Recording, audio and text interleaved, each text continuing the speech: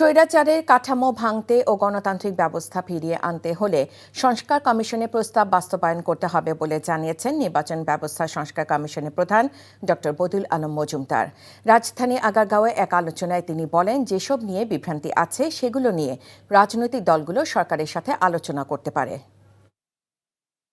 আমাদের প্রতিষ্ঠানগুলোকে যাতে আবার শক্ত ভিত্তিতে দাঁড় করানো যায়, নিয়ম নীতি পদ্ধতি আইন কানুনগুলো যাতে সঠিক হয়, এই জন্যই কিন্তু এই সকল সংস্কার উদ্যোগ।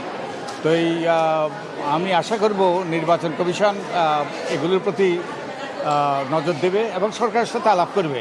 আর সরকারকে কিন্তু এইসব উদ্যোগ নিতে হবে বিভিন্ন প্রতিষ্ঠানের সাথে আলাপ করার মাধ্যমে, এবং বিভিন্ন মন্ত্রণালয়, বিভিন্ন যে সরকারি প্রতিষ্ঠানগুলো আছে তারাই এগুলো বাস্তবায়ন করবে। এই ঈদে জামা জুতো অ্যাক্সেসরিজের ডিসকাউন্ট।